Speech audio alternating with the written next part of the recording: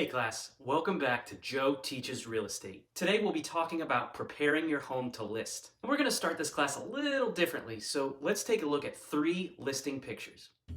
Notice a few things first of all. It's dark in here and it feels a little cramped. Now take a look at all the magnets on the side of the fridge and all the stuff on the counter and the kitchen table. Also, if you look under the island, you can definitely tell this homeowner is also a dog owner. Hey, it looks a little brighter in here all of a sudden.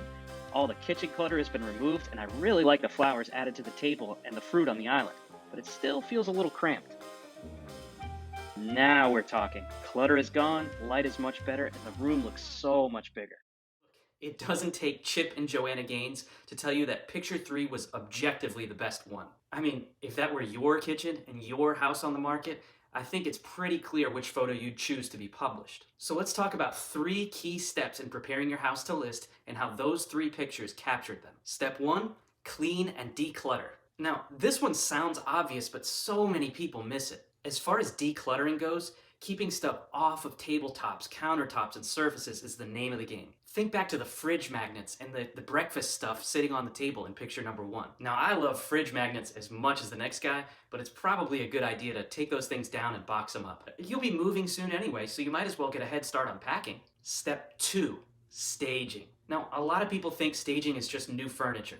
Not true. Remember the flowers on the table and the oranges on the counter that showed up in picture 2? Little tiny staging details definitely added to the photo's appeal.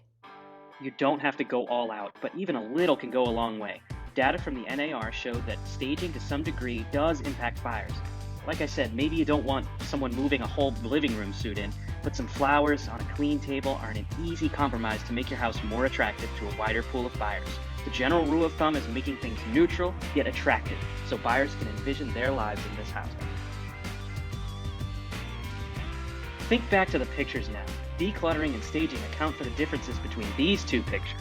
So how do we go from a clean, clutter-free space to the 3rd picture?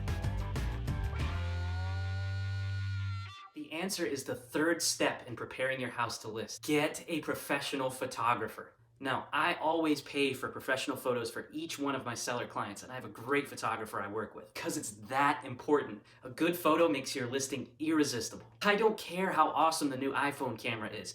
A professional photographer with professional equipment will always take the cake. It's also important that your photos aren't just attractive, they are accurate. A quick way to turn off buyers is to entice them with great photos, only for them to be disappointed when the house doesn't look anything like what they saw online. Now, probably the most important thing to remember is that it's not worth stressing yourself out to the max and putting tons of work on yourself. Real estate can definitely be stressful, but put the burden on your awesome agent, who's a professional and can help you come up with some creative plans and solutions. That's all for today, so until next time, class dismissed.